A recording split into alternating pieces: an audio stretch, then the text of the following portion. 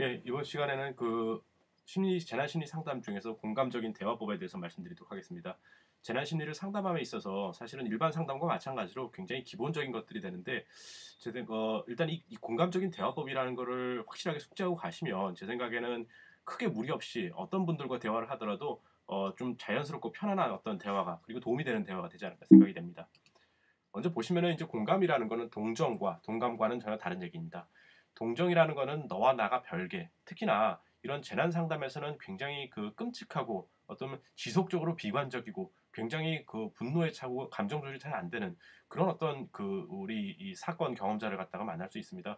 그분들을 계속 마주치면서 대화를 꾸준히 들어준다는 것 자체가 굉장히 힘겨운 일일 수가 있고, 또 그런 것들에 대해서 굉장히 좀 지칠 수 있고. 그런데 문제는 이 동정이라는 것들은 그런 것들을 끊어버리는 겁니다. 그러니까 내가 당신의 어떤 괴로움이나 고통스러움에 대해서 같이 나누고 공유하고 같이 힘들어하고 싶다라는 것들이 사실 이제 공감이 되는 거고, 그렇지 않게 끊어버리는 게 이제 동정이 되는데, 자기가 힘들거나 아니면은 그 얘기를 계속 받아주기가 너무 무리가 된다 그러면 나도 모르게 이렇게 되는 경우가 있기 때문에 사실은 이 동정은 굉장히 주의해야 되는 거고, 나중에 말씀드리겠지만 이제 그런 어떤 대화를 끊는 식의 어떤 얘기들, 그리고 대화를 이제 잘라버리는 그런 어떤 얘기들이 있는데, 그런 것들은 될 수 있으면 피해야 되겠습니다. 그렇다고 해서 그냥 면담자와 그냥 같이 울고 웃고 그냥 동화돼 가지고 그렇게 지내는 것들도 사실은 바람직하진 않고, 이 공감적인 대화법이 제일 중요한데, 그 구체적인 방식을 보면 다음과 같이 나타나게 됩니다. 먼저 이 세 가지 단계, 감정 표현의 단계, 그리고 탐색의 단계, 그리고 인정의 단계, 이 세 가지를 갖다가 잘 해야 되는데요. 첫 번째 감정 표현이라는 건 어떤 거냐면, 내가 그리고 당신의 어떤 얘기를 들어주고, 그리고 같이 공감해주겠다. 그리고 어떤 뭔가 같은 어떤 감정을 공유하고 있다. 이런 것들을 표현하는 것입니다. 예를 들면은 이 워딩 단어를 갖다가 그대로 한번 써보시는 게 굉장히 중요한데, 얼마나 힘드시겠습니까? 이렇게밖에 말씀드릴 수 없어서 가슴이 아픕니다. 좀 더 좋은 소식을 전하지 못해 죄송합니다. 뭐 나쁜 소식 전하게 나오는 흔히 나오는 내용들이죠. 근데 이런 것들을 시작해 가지고서는 접근을 하게 되면 훨씬 더 뭔가 같은 슬픔과 아픔을 공유한다라는 느낌을 주기 때문에 마음의 문을 열기가 수월합니다. 이건 이제 도입부가 되고, 이 가운데 탐색이라는 부분이 제일 중요합니다. 탐색. 좀 더 말씀해 주시겠습니까? 앞으로 어떤 일들이 생기게 되는 건가요? 이번 일에 특별한 의미가 있으신 것 같습니다. 이런 것들입니다.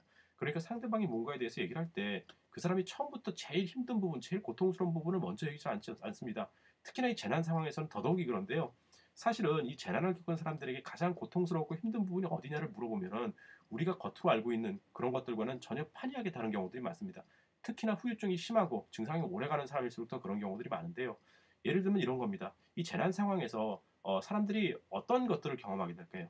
대부분의 어떤 대형 재난 사고에서는 그 구조자들이 심한 죄책감을 느낍니다. 어떤 거에서 죄책감을 느끼냐면, 사다리로 올라오는 도중에 내 밑에 사람을 발로 걷어찬 것들, 뭐 발목을 잡거나 어떻게 되면 뭐 그런 것들을 걷어찰 수도 있고, 예를 들면 전투에 기한 군이라고 한다면 내가 실수로 민간인을 쏴 죽인 것들, 이런 것들이 고통스러운 기억들이 되겠죠. 하지만 그런 것들을 잘 모르는 사람이 도와주겠다고 접근할 때 처음부터 얘기할까요? 그렇지 않습니다.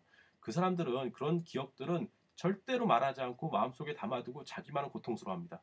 왜냐하면 그런 것들을 얘기하게 되는 것은 자기 어떤 죄책감을 더 강화시키고, 그 상황을 겪어보지 못한 사람들 입장에서는 전혀 이해할 수 없는 그런 것이기 때문이다. 그래서 겉으로 나와 있는 것들에 대해서 어떤 고통, 괴로운 것들에 대해서 얘기하는 건 정말 빙산의 일각이고, 어떤 그 마음속 깊은 곳에 있는 고통이라는 것들은 건드리기 싫고 건드리지도 않으려고 하고 생각도 안 하려고 하는 그런 것들이 있기 때문에, 사실은 우리 신뢰가 어느 정도 긴밀하게 형성이 돼서 정말 내가 가장 고통스럽고 가장 수치스럽고 가장 마음의 짐이 되는 그것을 털어놓을 수 있어야지 치료가 되는 겁니다.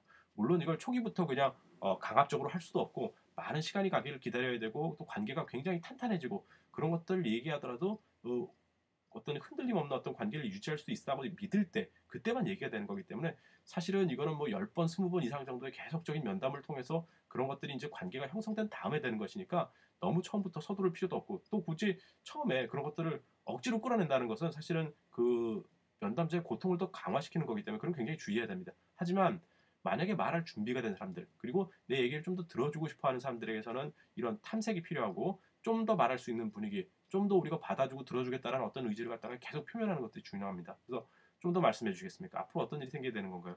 이번 일에 특별한 의미가 있으신 것 같습니다. 이런 것들을 계속 물어봐야죠. 예를 들면 자녀가 사고로 죽은 사람은 굉장히 복잡한 감정도 있습니다. 우리가 생각했을 때는 뭐